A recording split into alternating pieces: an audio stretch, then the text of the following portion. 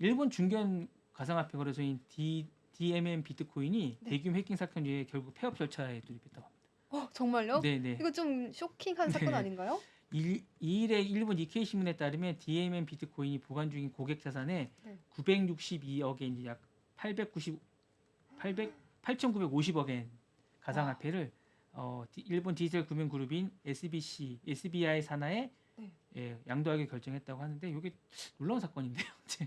네. 그러면은 이 고객들은 어떻게 해야 되는 거예요? 서비스가 제한돼 버리는 그래서 거잖아요. 그렇게 해서 뭐 이렇게 된다고 합니다. 그래서 이게 사실은 네. 일본 내에서 2021년 이후에 3년 만에 발생한 대규모 해킹 사건으로 네. 피해 규모는 2018년 코인 체크 사건 이후에 두 번째로 크다고 합니다. 그렇네요. 네, 이렇게 큰 규모의 금융 사고는 네, 그 경제 교과서에 실려드는 거 네, 아닌가요? 맞습니다. 네, 그쵸. 네, 그리고 사실 비트코인 투자할 때 가장 투자자들이 걱정하는 부분이 바로 이런 거잖아요. 뭔가 네네. 해킹이라던가 부정적으로 코인이 유출되는 사건들 이런 걸 걱정하는데 정말 일본에서 실현이 됐다라는 게 참 충격적입니다. 네네. 네. 그래서 이제 이 유출 사건 이후로 DMM 비트코인의 서비스가 제한됐고요. 고객들은 가상화폐를 새로 구매하거나 보유 자산을 다른 업체로 이관하지 못한 상황이 반년 넘게 지속됐고요. 결국 회사는 경영 재건을 포기하고 자산과 고객 계좌는 트레이드하거나 양도하기로 했다고 합니다. 네. 그렇군요. 이 DMM 비트코인이라는 서비스가 이제 사라지면 그 소비자들의 자산은 그래도 보호받을 수 있는 건가요? 이거는 제가 볼 때는 힘들 네. 것 같은데요. 제가 볼 때는. 그쵸. 이게 유출이 된 것이기 때문에 네네. 이미 이게 근데 일본 법적으로 일본 법이 아마 그 규제에서 보호되는 게 아주 제한적일 겁니다. 그렇군요. 네, 가상자산이 보호되는 게 우리나라도 그렇고요. 네. 아주 소액 정도로 보호될 거라고 됩니다. 제가 그때 그 네. 이지영 아나운서가 얘기해 준 부분이 보니까 아주 보호된 부분이 아주 소액인 걸로 알고 있습니다. 그렇군요. 네네. 지금 현재 고객 계좌가요. 45만 건에 달한다고 합니다. 네. 그러면 45만 명이 피해를 봤다는 거잖아요, 네네네. 지금. 이 부분에 대해서는 앞으로 일본 현지에서 어떤 반응 보일지 또 대안을 어떻게 내놓을지 계속해서 좀 지켜볼 필요 있겠습니다. 맞습니다. 네, 그렇습니다. 또 이렇게 해서 좀 이야기 좀 살펴보고 있는데 비트코인 이야기 좀 더 이어가 볼까요? 비트코인이요? 네. 비트코인은 지금 뭐 일단 그러니까 조정기를 거치고 있는 것 같습니다. 전반적으로 제가 볼 때 비트코인은 네. 전반적으로 조정기를 거치고 있는 것 같고요. 저희가 볼 때 이제 실현 가격을 지금 조정하고 있는 것 같습니다. 전반적으로 제가 볼 때. 그러면 10만 달러는 어쨌든 달성할 거라고 보시나요? 당분간 좀 힘들지 않을까요? 제가 볼 때. 네. 부자 아빠라는 분 혹시 아시나요? 세계적인 베스트셀러 그분 알고 있죠. 알고 네, 계시죠? 네. 이 부자 아빠 저자인 로버트 네, 기요사키가 네. 비트코인 관련해서 이야기 하나 냈네요. 이럴 때 사라라고. 그분은 제가 볼 때 너무 네. 이제 잘 모르겠습니다. 그분은 제가 볼 때 그분 믿지 마십시오. 제가 볼 때. 그런가요? 네네. 네, 이런 이야기도 있었지만 또 본부장님의 시각은 약간 다르기도 합니다. 네네. 네, 다양한 이야기 들어보니까 너무 재밌습니다. 그분 믿지 마십시오. 너무 오래된 분입니다. 그렇군요. 감 떨어졌습니다. 그분 제가 볼 때. 예. 근데 정말 투자에는 감도 중요한 것 같아요. 네네. 네. 그렇게 해서 좀 살펴보고 있고요. 또 혹시 전해주실 내용 준비된 거 있을까요? 최근에 일론 머스크가 지급할 대규모 보상안이 있었습니다.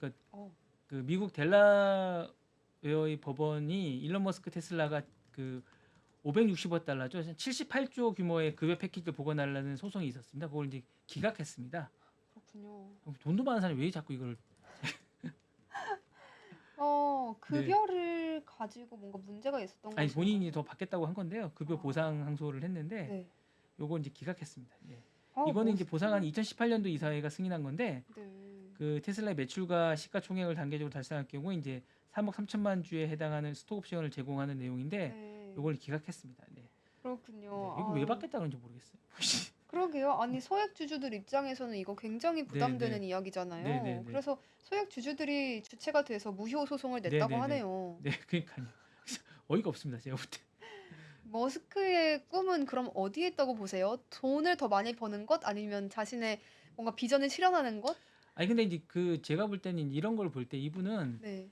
테슬라나 모든 것들이 어떤 자기가 돈을 버는 과정의 수단이라고 생각하는 거죠. 테슬라나 네. 스페이스X나 모든 것들이 어떤 자기가 뭘 가는 과정의 도구일 뿐이라는 거죠. 도구 예, 이게 보는 뭐 것이다. 예, 도구라는 거죠. 자기가 어떤 가는 과정이. 그러면은 이 560억 달러 규모의 급여 보상도 사실 자신의 꿈을 이루기 위한 어떤 투자 기반으로 활용하기 네, 위함이 그렇죠. 아니었을까 하는 그러니까 추측이 그렇죠. 예. 듭니다. 그러니까 뭐 제가 볼 때 오픈AI도 네. 뭐 그런 도구였고 다 그 도구라는 거죠. 제가 볼 때. 네. 그럴 수 있겠습니다. 네, 사실 맞습니다. 이 머스크 정도의 이제 규모 네. 자산을 가지게 세계 된다면 제일 부자 아닙니까, 제일. 네. 그러니까요. 그냥 네. 돈만 벌겠다라고 이런 소송을 막 하진 않았을 것 같아요. 네. 네. 재밌는 이야기까지 함께 들어볼 수가 있었네요. 이 기각 소식이 정말 오늘 전해진 거군요. 네, 네, 그렇습니다. 네. 그렇네요. 이제 도지코인 이야기도 살짝 살펴보면 재밌을 것 같아요. 도지코인은 많이 네. 시간이 거의 다 되지 않았네. 네, 5분 정도 아, 더 5분 이야기할 수 남았습니까? 있겠습니다. 도지코인은 지금 일론 머스크가 계속 그 도지코인이 몰려온다고 본인이 계속 얘기하고 있는데 네. 그 잘 안 되고 있습니다. 본인은 도지코인이 몰려온다고 막 본인이 계속 얘기하고 있는데 생각만큼 잘 안 되고 있습니다. 아까 제가 이제 그 코인 잠깐만요. 제가 네. 다시 한 표를 보여드릴 텐데 네. 잠깐만요.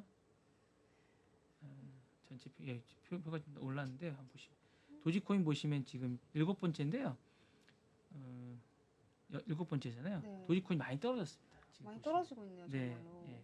사실 밈코인 열풍 불면서 도지코인 굉장히 주목받았었죠. 네, 근데 본인은 뭐 엄청나게 막 몰려온다고 옛날에는 일론 머스크가 한마디 하고 처음에 이제 일론 머스크가 그 트럼프가 당선되고 나서 전체적으로 이제 테슬라가 올라가면 도지코인도 같이 막 올라갔었는데 네.